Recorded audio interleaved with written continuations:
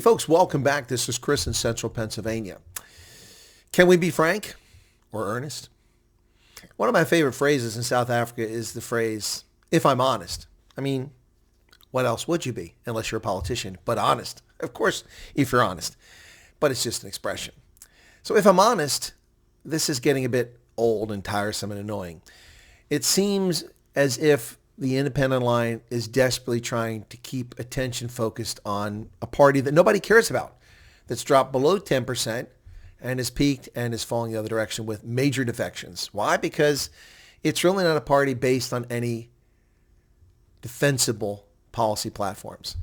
In the latest toilet paper record article, digital journalist Kamelagolo Mochela writes a story, "We lost elections. GNU oppresses citizens, but we remain unshakable." So I read the article with great interest to find out how the government of national unity is oppressing South African citizens.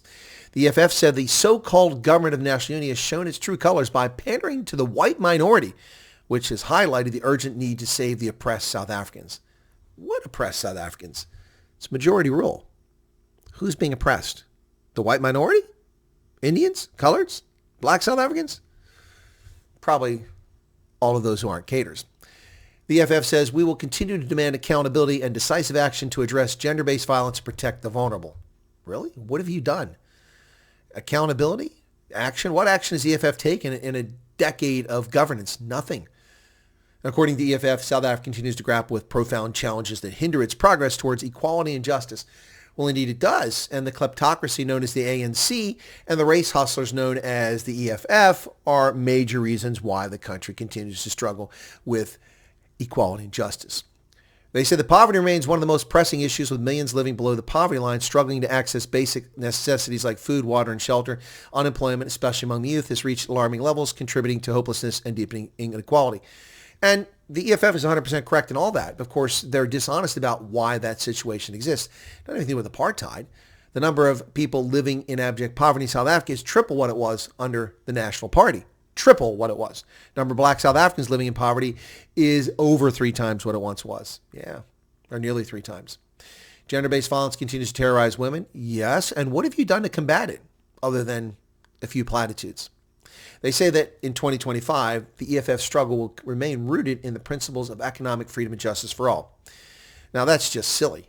And why do I say it's silly? Because all we have to do is look at the EFF's 2024 manifesto, a litany of things that are impossible and would not achieve anywhere near economic equality or justice for anyone. So the 7 pillars of their manifesto were expropriation of South Africa's land without compensation for equal redistribution in use, which means they, if they're the government, will control who gets to use land.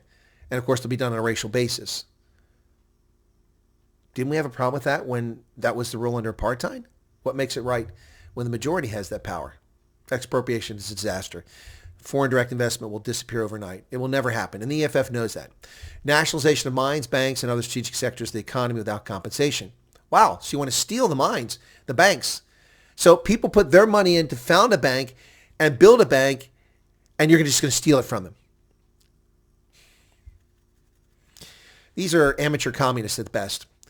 Building state and government capacity, which will lead to the abolishment of tenders. Well, tenders are necessary, contracts, because the private sector provides food, they provide communications, infrastructure, they build buildings, they construct buildings, they do all sorts of things for the government. And therefore, they put out contracts or tenders in the vernacular of South Africa.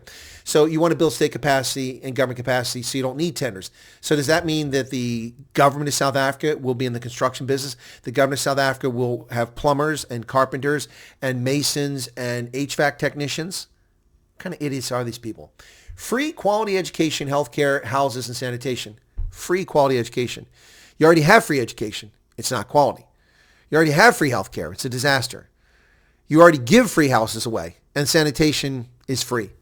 So what are you talking about? Massive protected industrial development to create millions of sustainable jobs, including the introduction of minimum wage in order to close the gap between the rich and poor. There is a minimum wage already.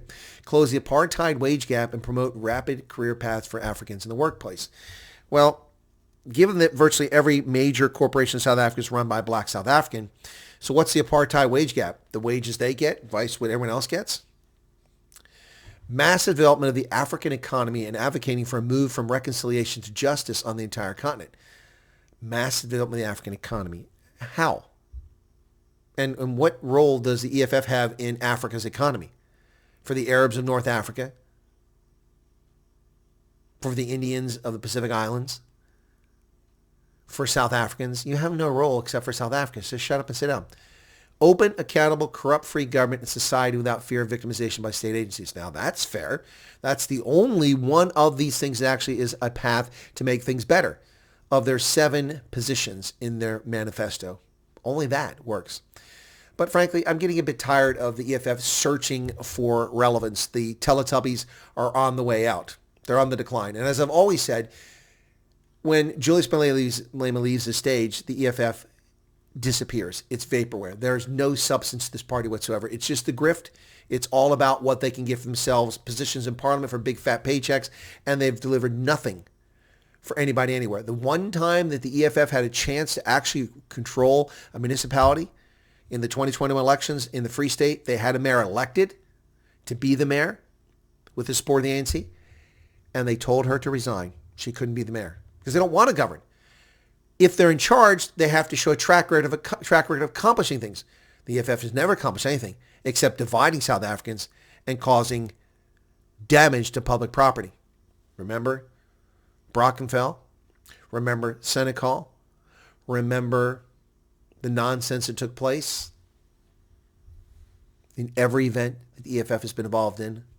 Clicks, petrol bombs, 43 locations ransacked, elderly pensioners unable to get their life-saving medication because EFF thugs were there blocking their access to the pharmacy.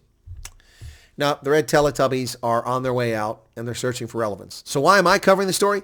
Because the IOL feels the need to pimp them, and I'm exposing them. This article says nothing. Where is the information in this article about the GNU oppressing citizens? Where is the information in this article about pandering to the white minority? What white minority? How? How did the GNU pander to the white minority? It hasn't. It's total nonsense. Total nonsense. And this is why outlets like the IOL aren't legitimate news organizations. This is just a press piece poorly written on behalf of the EFF. So sad. Journalism? Nah. Propaganda. That's all it is. Happy New Year, South Africa.